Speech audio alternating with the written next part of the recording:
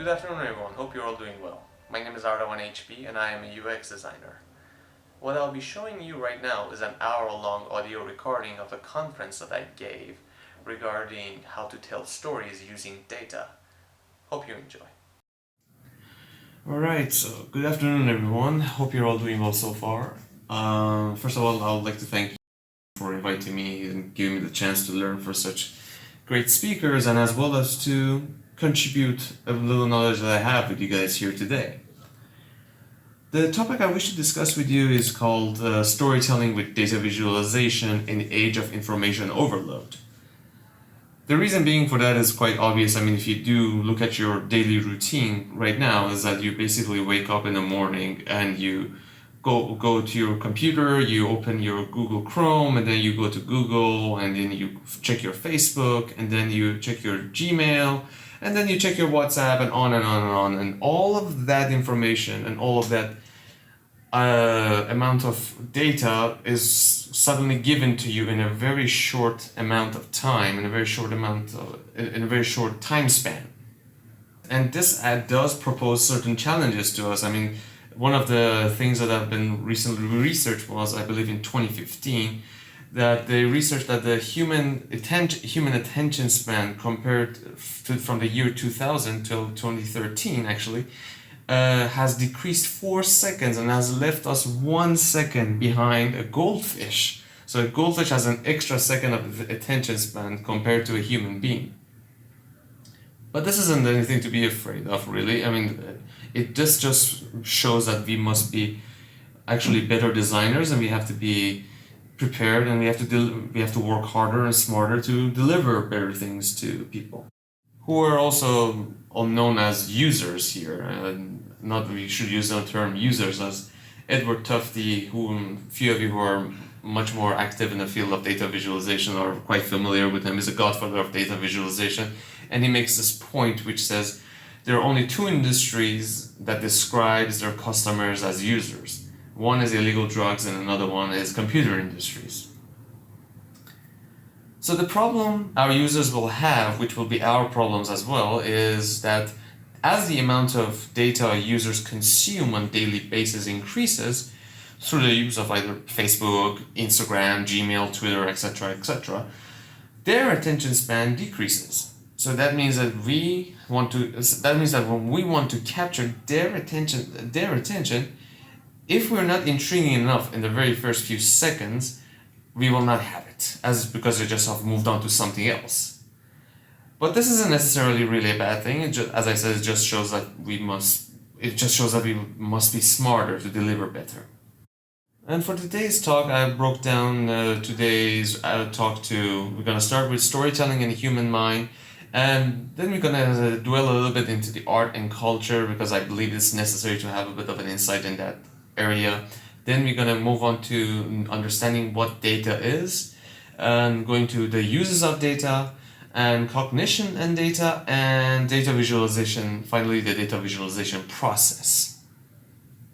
So we're going to start with the storytelling in the human mind. At the very first, I want to bring you guys' attention to this particular video you're going to watch right now. It's only a few seconds. And some of you might have seen this video before, so if you have, just don't spoil it for anybody.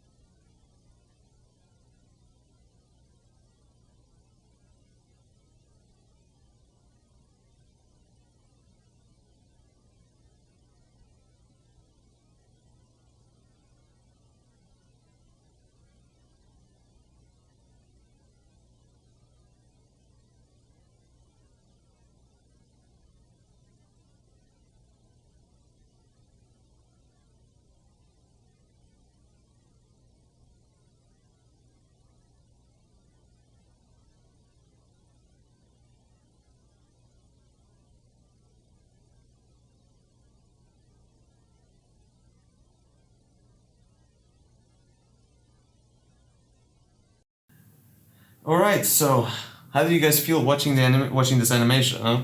I'm pretty sure you all saw a particular story. I mean, each one of you, each one of us, when we saw this, it made us feel a certain emotion when we see it. We were all kind of hooked by it, and we all attached our own perceptions to it judging by our own individual experiences in life, the things that make us us. Kind of like the stories that kind of goes like, okay, was the big triangle's home getting invaded by a little circle, and the little triangle were those kids playing around in his house. Well, the reality, you basically start making up stories, but the reality here is actually much more simpler than that. There is really no story here. They're just mere shapes. That's all there is. They're just shapes going around. They're just moving around in the screen. This was actually a very interesting experiment that was conducted by Haider and Simmel in 1944 for their research called An Experimental Study in Apparent Behavior, where they basically what they did was that they showed this animation, the very animation that you see here, to an audience of 120 people. And after they watched the whole animation, they asked them what do they think, and only ask each one of them what they think, and only 3 people. I mean, imagine just 3 people out of the 120 people said, "Ah, I just saw shapes moving around on the screen," while the other 117 people, all of them had a story to tell. I mean, we were the ones here who attach all those stories that was concocted by our psyche to it, and therefore we gave it meaning and a meaning that we personally could identify with. So what is the conclusion here, really? The conclusion is that the obvious one is that yes, humans are storytelling mammals. The other one is that we want to care and associate with things by finding the meaning of it, or if not, creating a meaning of our own and attaching it to it. And that is kind of regardless of the subject matter. That is regardless of the subject matter. It can be a simple shape. It can be anything from a simple shape to a movie, etc. and etc. We basically create our own emotional investment towards a certain topic here. And our emotional investment comes from our personality, our culture, what our dreams are, what our thoughts are, what our wishes are. Those are the things that makes it. I mean, if you look at your daily life, basically, it's like when you see a picture of James Bond, it's what you see, what you associate when you wear a tuxedo yourself personally. You immediately can identify with James Bond, and it just becomes the culture have portrayed James Bond to you in that certain manner. Or when you go and order a martini and 2 olives, it's immediately your emotional investment is that James Bond gets a martini and 2 olives, I get martini and 2 olives. Or Leonardo DiCaprio wearing that watch, still doesn't know how to wear it, and it's like, I'm Leonardo DiCaprio. But that's how you create an emotional investment in your own mind, in a sense. I mean, to emphasize on this topic, I mean, I want to move on to the art and culture section of our talk here, which is, it goes on to, we should bring you guys' attention to this man called Kazimir Malevich. He was a painter. He was the person who started the Suprematism movement in Russia, and he was a very important figure in the Russian art scene, and he basically created this movement called Suprematism, which because he believed that art was in fact corrupted by its use in propaganda, and he just wanted to strip art of everything and bring it down to its purest form and let it represent art itself. He famously said that by suprematism, I mean the supremacy of pure feeling in creative art. What you see, what he created here, this is his work, he says, is black square, which is just a black square. It's not meant to represent anything. It's meant to be just a black square. It's not meant to be used in propaganda or anything in any way. It's only meant to represent art itself. Now, this man created such a great artwork, and his vision and his ideology was to make this, and he had a lot of disciples in Russia, and all of them wanted to spread his message. But even inevitably, his work, as any idea does, was turned into something else, and like by actually one of his own disciples, by a man named E.L. Lisinski. He took the same concepts that Malevich was preaching, Malevich was talking about, and he actually created one of the greatest propaganda pieces known to communism to this day, and the work of art called The Red Wedge. Here, I want to introduce you the idea that the ideas that there are about our color and our perception. The color adds to the feel and the tone of the story, and can even change the meaning of the story depending on the culture of each group or individual. As you can see, the red wedge here, if you just simply turn the color here to black and white, it could easily change its meaning, and it could have, if while it was representing, and the first time it was representing a fight against like if representing communism, now if you turn it black and white, it could simply mean a fight between the good and evil in a Persian culture from their Zoroastrian religion background, or what they play, the famous game of backgammon, which is basically just a fight between like a black and white. While if you just turn it back to red, black and white, it just meant to represent communism itself. I mean, here you have a famous colors in culture, and you can actually like identify like which color means what in which culture, and it's quite an extraordinary idea to think like how all of this thing is translating translates in modern age. I mean, it goes all the way from stone engravings to 2D screens to our phones and our computers here. And now at this part of the talk, we're moving on to see what data is. So what is data? Well, there are two types of data, qualitative and quantitative. Qualitative is much more abstract. It's about feeling, it's about personal preferences. It's a data that is descriptive, subjective, and difficult to measure, really. And then we have the quantitative data, which is quantitative is in numbers, in budgets. It's a data that we can obtain by following different measurement processes. And here we have three main structures basically to display data here. The first one is the sentence, then we have the table, and we have the graphic. The sentence is you basically just use words to describe what happened. It's very straightforward, it's very easily understandable. For example, if tomorrow Trump attacks North Korea, what you want to see is a headline that says Trump attacked North Korea. What you don't want to see is a pie chart where it says Trump 75% or North Korea 25%. That is not understandable. Nobody knows what the hell is going on there. Then we have the table. The table is much more straightforward. Best prominent example of it is the Yellow Pages book. You have you're looking for a particular data. You're looking for a particular number. You go to a particular page, and you find what you're looking for. They're great. They're great for looking up data, but they're really not good for comparing data. You just find what you're looking for there. And then we have the graphic. And the graphic, of course, is great for comparing data and showing multiple aspects of data in a very small space.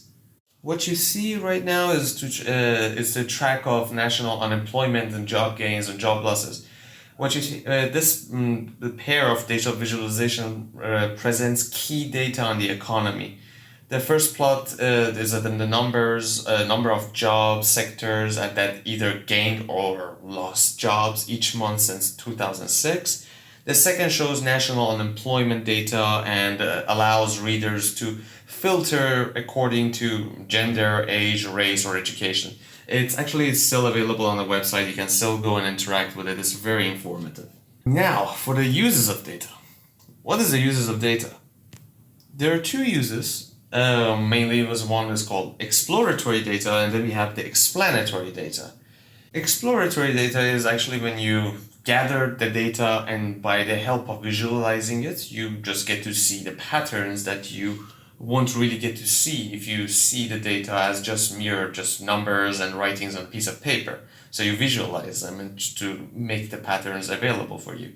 to appear to you, basically. For example, here what you have is what Google designed in the year 2015 for the 2016 American presidential election. It's called the most Googled Republican candidate by the city.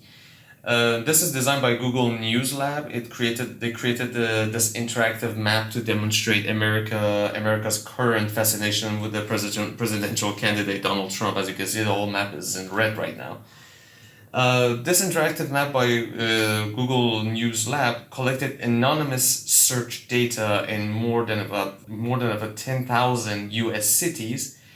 The areas in the gray basically represents where there were not enough data to merit displaying, and you can see the most searched candidate, who is also Donald Trump, is represented by an individual color divided among thousands of the U.S. counties. It's really an awesome piece. I really love going through this when Trump was becoming president. It's a very smart way of showcasing data and just show how the world is fascinated by this guy. Now we move on to explanatory data. Explanatory data, the example I'm basically going to show you here right now, just really showcase and highlights the importance of narrative in data visualization. It's basically the story of the rocket called the Challenger from 1986. I believe some of you know about this. It's to this day it's one of the prime examples of showing how bad data visualization can change the fate of everyone for the worst. This rocket was supposed to be launched on January 28th, but its actual launch date was supposed to be a few days before that. The launch date was constantly being pushed back by the engineers as they noticed the decline in the temperature of the weather, and they knew that this was going to cause certain damages and problems for the O-rings on the missiles. But since there was so much money involved in this project, and delaying it would only just cost more money, the heads basically needed to be convinced regarding the seriousness of this problem. They weren't really understanding what the engineers were talking about. So these engineers came together and decided to come up with this monstrosity here. Here on the image you see what we have is 24 pairs of rockets crammed together in just one single page. Each rocket is divided to 4 segments to show the location of the O-rings. Temperature is fitted into each of these segments, and there is a dot indicating no erosion and a line to indicate damage, and not to mention the writing at the bottom of the page, which says information on this page was prepared to support an oral presentation and cannot be considered complete without the oral discussion. That's a big failure right there. If your data needs to be able to speak for itself, oral presentation should be able to help, but your data should be clear as possible to avoid a certain damage. These people lost their lives because of it. I mean, if you look at this, it's a confusing design, it's ugly, does not have any narrative. You can't see what the point here is and what the outcome is, and sadly, the outcome of this design was this. Human lives were played just like that. I'm going back to Edward Tufte. His review of this data visualization was that this display contains all the information necessary to diagnose the relationship between temperature and damage. If only we could only see it. In the 13 charts prepared for making the decision to launch, there is a scandalous discrepancy between the intellectual tasks at hand and the images created to serve those tasks. It's very obvious here that it shows that we need to do better, especially if we have something as important as human lives in our hands. Edward Tufte showed that here, especially when he took the very same exact data that the engineers were trying to show to the heads and to show the importance of what they were trying to tell them. He took the same data and he just gave it a new look. The only difference was that he focused on only telling the important story. As you can see, simple, no rockets, slowly takes you through that how each rocket that NASA has launched to this day has reacted to the weather and how much damage each time each rocket's O-rings took from the temperature when the temperature decreased.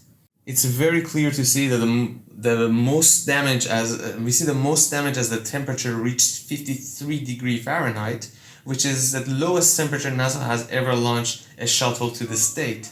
And now we see how the line is just slowly fading out of the chart as to show how much damage is going to be there and that we definitely shouldn't launch it now.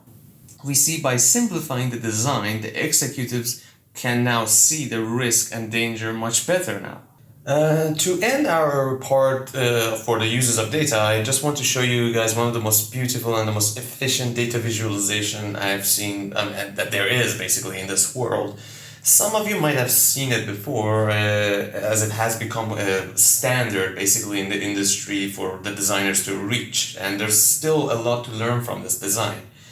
It comes from the French invasion of Russia during the Napoleon times, and it is designed by a French civil engineer by the name of Charles Joseph Minard. And and when he got retired at the age of basically 70, he put his focus on making maps that showed the flow of numbers. And this design is also very much admired by Edward Tufte, and it is called, by him, he called it the greatest statistical graphic ever. And basically here's the design. It's beautiful, it's elegant, you can immediately, if you look into it, you see its entire story. So basically the gist of the story here is that the Russians, when Napoleon attacked Russia, their tactic was to basically engage as little as possible and keep falling back towards the heart of Russia. And as they're doing so, what they'd be doing is to basically burn all the crops available to them and all the harvest that they had. So that would make Napoleon to only rely on the resources that they brought with themselves, and that would cause Napoleon to run out of resources very quickly and very rapidly. It's a brilliant design because a layman can look at it and understand what's going on here.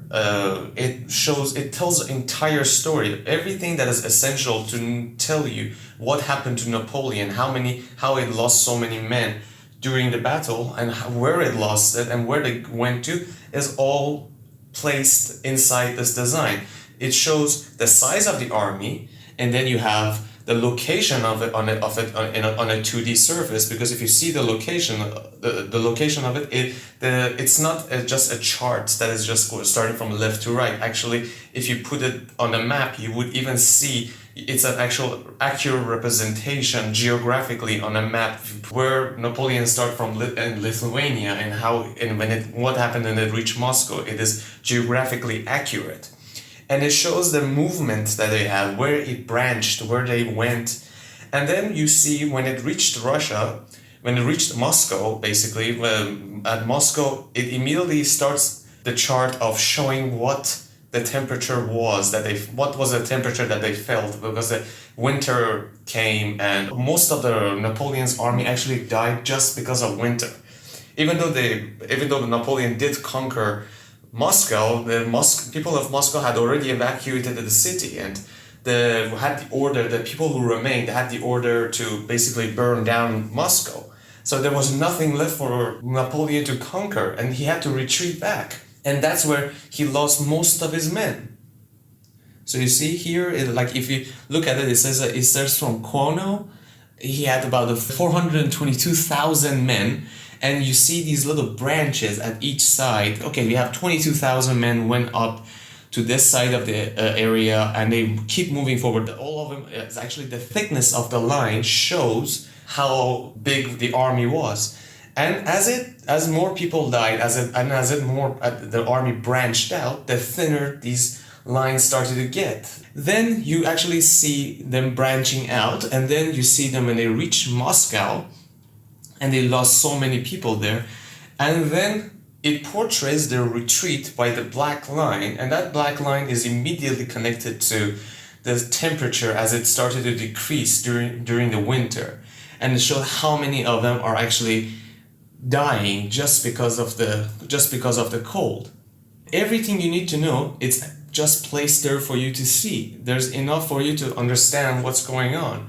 And you see how thin the line was when they got back. Like, it shows that black line at one of the branches actually connected again, and it caused the main line that was coming back from Moscow increases, yet they still kept going because of the temperature and everything, and the starvation that they had. They just kept losing men, and it became just a very, very thin line as it reached back to Lithuania.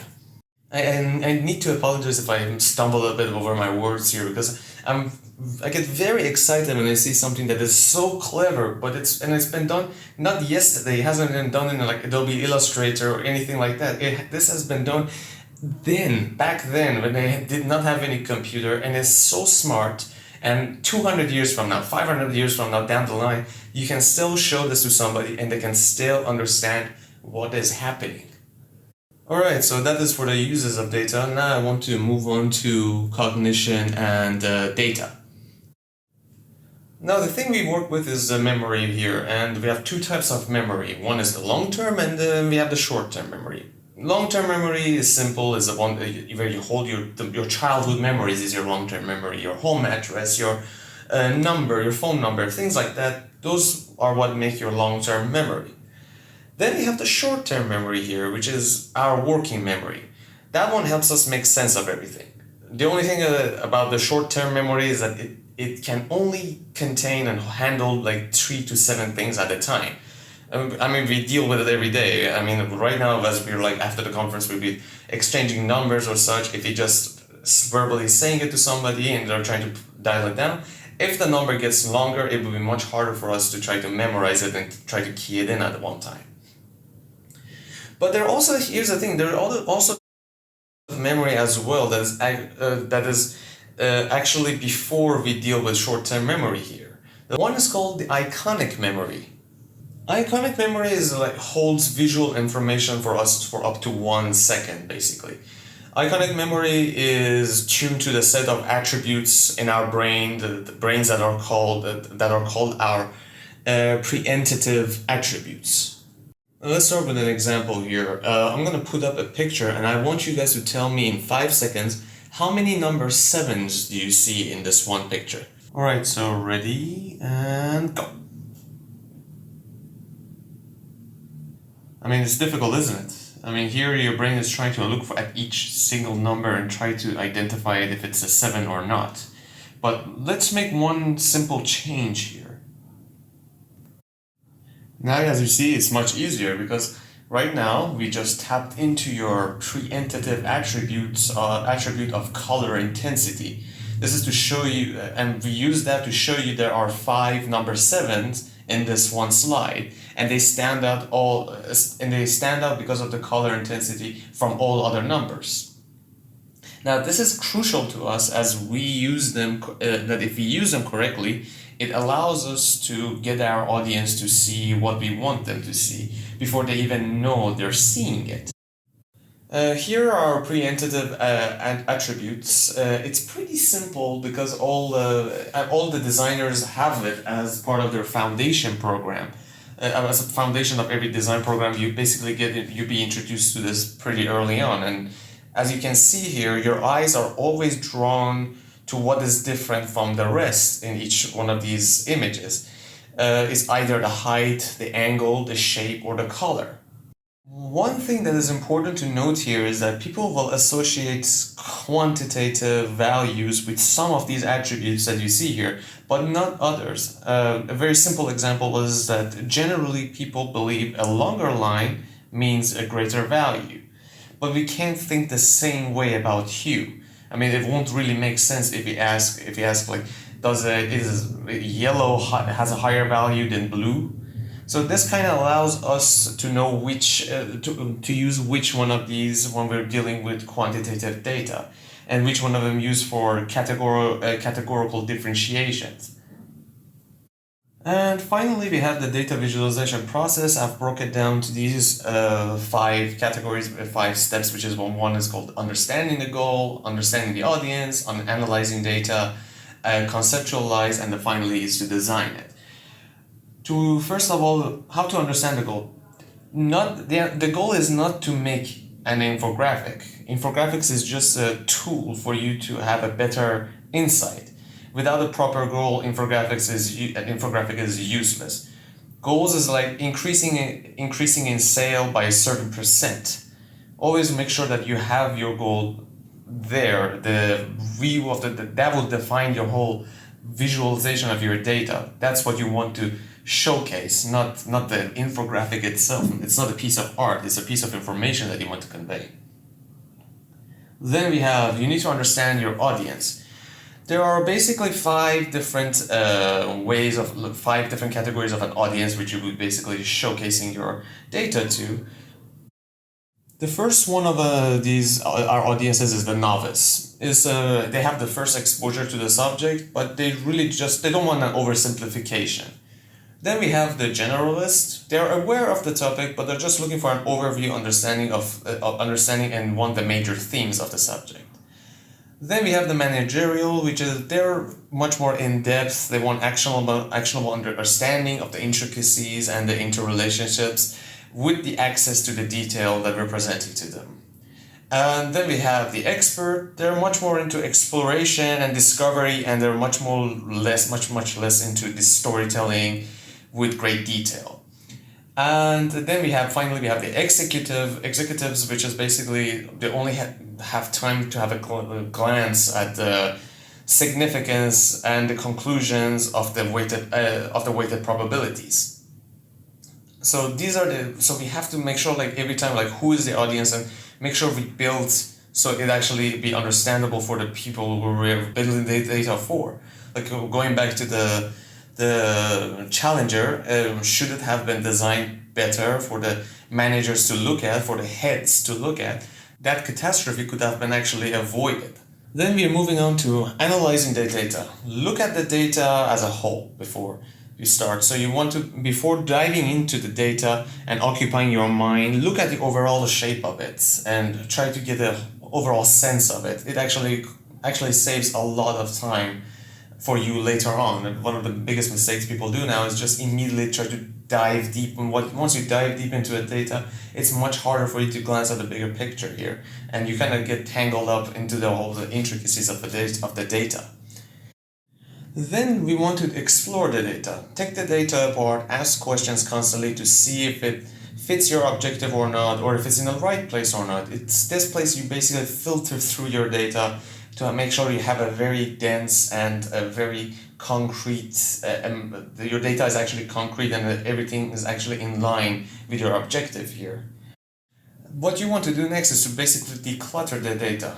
Prioritize, show only the necessary information. If it doesn't serve your data, don't show the data. And lastly, do not censor. Don't be selective about the data you include or exclude, unless you're confident you're giving your audience the best representation of what the data says. Moving on to the conceptualization part, you want to have a proper collaboration between the writer, the designer, and the analyst. Each one of them, and like make sure they work properly together. Don't just rely on one of these people to make the whole thing work. Designers might get carried away with the aesthetics of the things.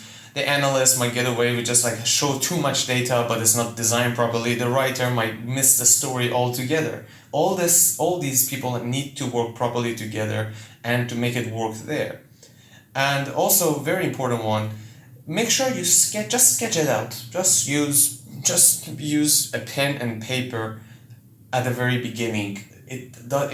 I know it's very tempting to immediately move to the tools and all the awesome Adobe softwares, and you're using your whatever SPSS or whatever you want to use for visualize your data. It doesn't matter. Those doesn't matter if you can't showcase it with a pen and paper at first. I mean, just for the sake of the sanity of it, it should even work with a pen and paper at the very beginning. If you can make it work then you can actually create a far better design, far superior design using those amazing tools. But give yourself that time. A lot of the designers immediately fell trapped at that stage that they immediately want to work within the confines of a computer. that one, the computer really takes away your creativity. It tangles you up with its own set of rules and problems that it gives it to you. So pen and paper is the freest medium ever. Make sure it can work with a simple pen and paper sketch, like a black and white sketch. Then you can actually move on to the rest of it. It really, really serves your data here. And finally, the build stage. Build stage, Edward Tufte again, sorry I mention him often, I'm quite obsessed with this man. He says, good design is like clear thinking made visual.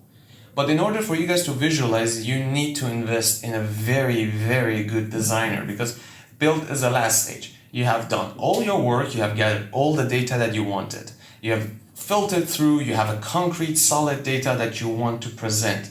You need to invest in a good designer. Otherwise, all of that is for pretty much nothing. An amateur designer who doesn't know how to use color properly, who doesn't understand anything about data visualization, is not going to do well when he handles your data. He might get carried away with a lot of things, and your data was not presented properly, and then you fail. So it's all for nothing then. So always invest in a good designer. That's it. I think I've run out of time, correct? Thank you very much for listening. I also came to the end of my presentation here. I would like to recommend you guys some books if you want to learn more about the subject. And I don't know if you have time, I can take a few questions for Q&A. But thank you very much for listening. That's it. Hope you enjoyed it. If you have any questions, you can comment or tweet at me. I will also be providing a link to the slides that I have in the description box. Hope you enjoyed it. Thank you for listening. Talk to you later. Ciao.